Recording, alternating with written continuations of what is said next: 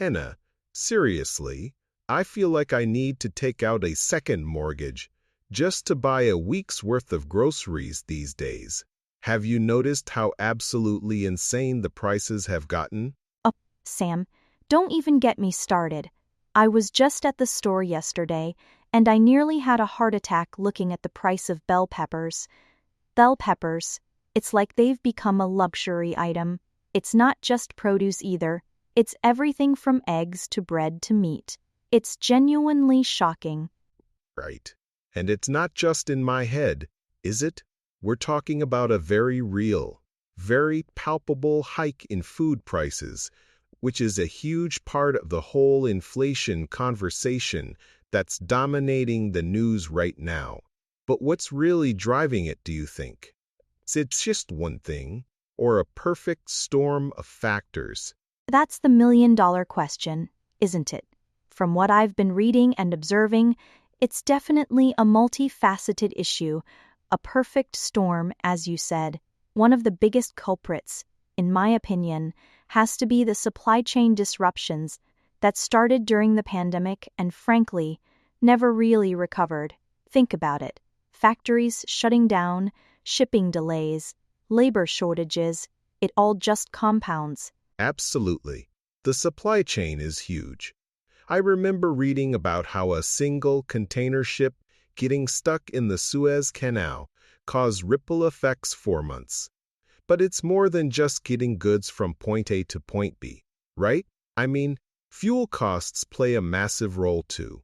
Every truck, every ship, every tractor needs fuel, and when oil prices surge, that cost gets passed directly onto us, the consumers, in the form of higher food prices. Exactly, Sam. Energy costs are a foundational element. And let's not forget geopolitical events. The war in Ukraine, for instance, has had monumental impact on global food supply, especially for grains like wheat and corn, and also on fertilizer production. Russia and Ukraine are massive agricultural exporters. When that supply is disrupted, prices inevitably skyrocket everywhere else. That's a really critical point, Henna. It highlights how interconnected our world food system is. A conflict thousands of miles away can directly affect the cost of your morning toast. And then there's the demand side. Post-pandemic, many economies rebounded and people started spending again, sometimes with savings built up during lockdowns. More demand chasing a somewhat constrained supply also pushes prices up, doesn't it? Definitely. That surge in demand, combined with the supply bottlenecks, creates this classic inflationary pressure. It's basic economics, but the real-world implications are anything but basic for families trying to make ends meet. And we also have to consider the role of government spending.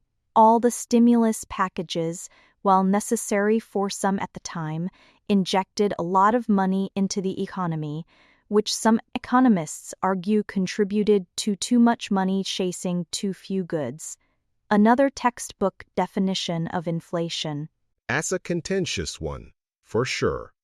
While stimulus certainly helped many avoid total disaster, the long-term effects on price stability are definitely being debated. But let's bring it back to the ground level.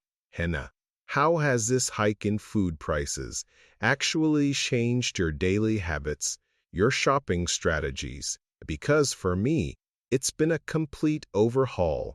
Oh, a complete overhaul is an understatement.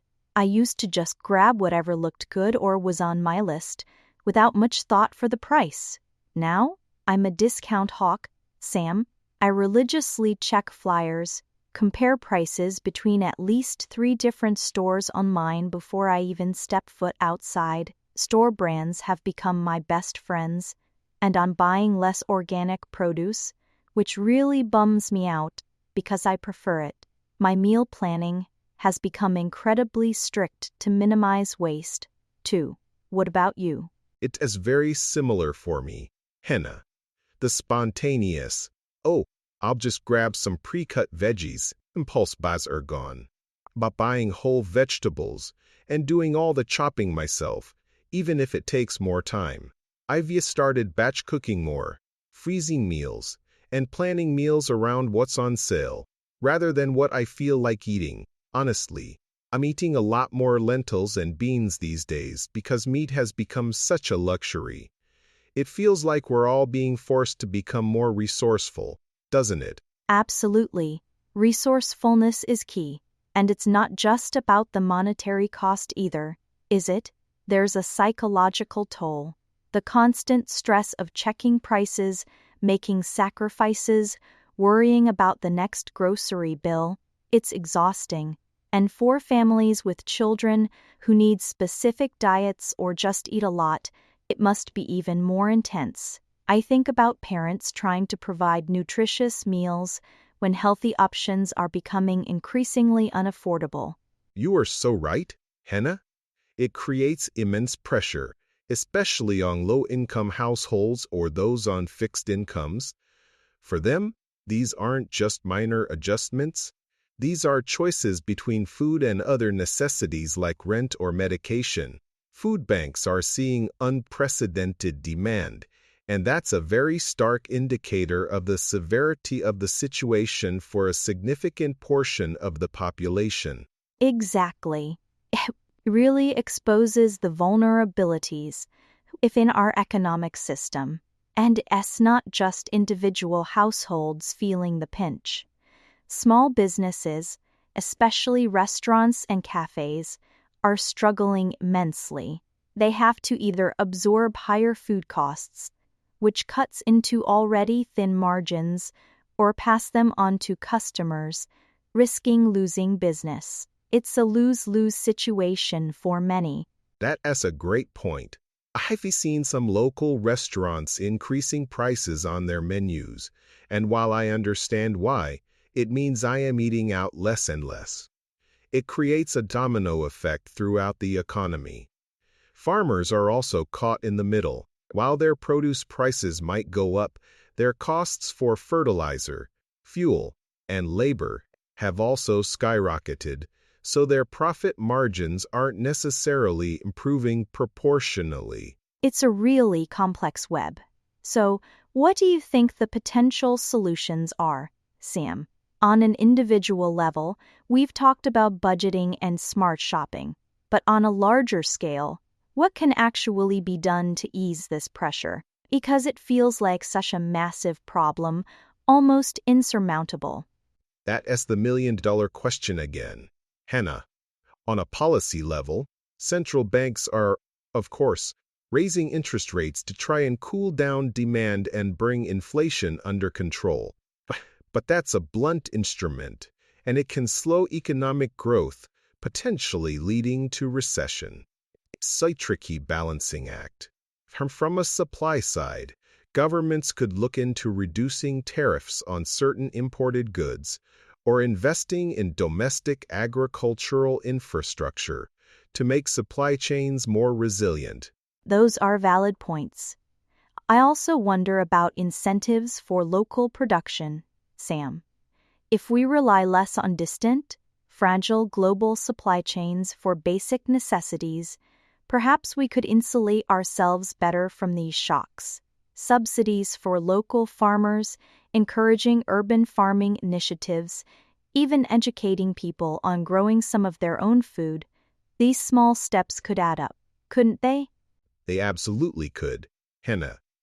Building more localized food systems makes a lot of sense, not just for price stability but also for environmental sustainability. And what about managing expectations?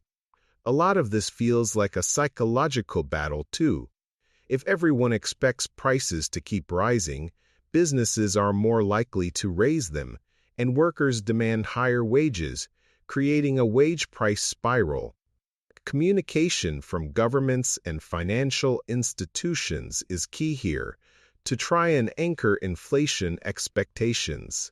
That's a great point, Sam. Consumer confidence and expectations play a huge role. If people believe things will stabilize, they might adjust their spending habits less drastically.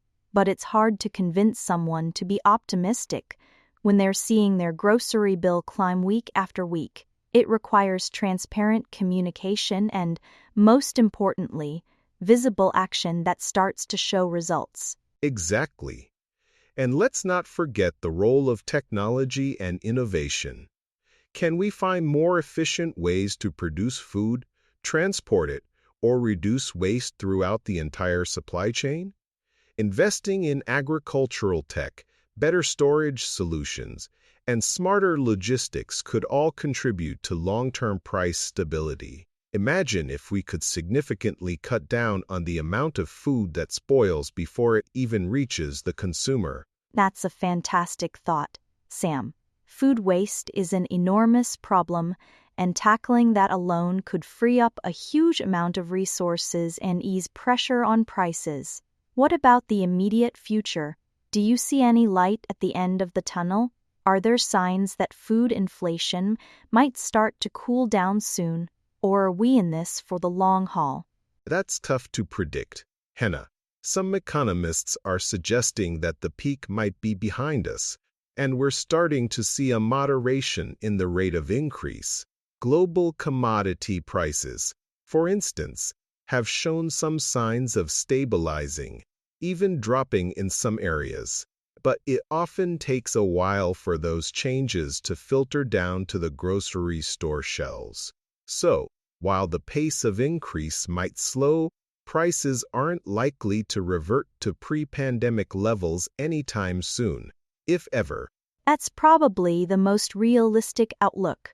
It's not about things going back to normal, but establishing a new normal, and hopefully, one that's more stable and predictable. For us consumers, it means we probably need to permanently adopt some of those smart shopping habits we've been forced into: the meal planning, the comparison shopping, the reduced waste. It's a new era of grocery budgeting. I think you're absolutely right, Henna. It's a recalibration for everyone. And it really highlights how essential it is for us to understand these economic forces that shape our everyday lives, because they directly impact our ability to afford basic necessities.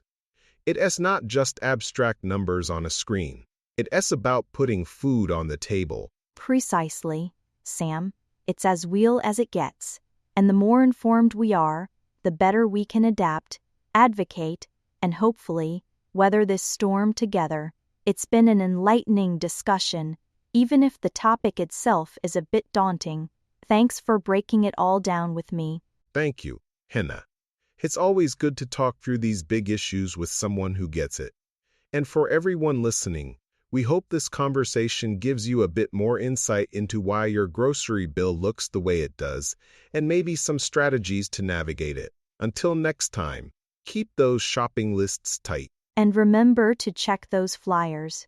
Take care, everyone.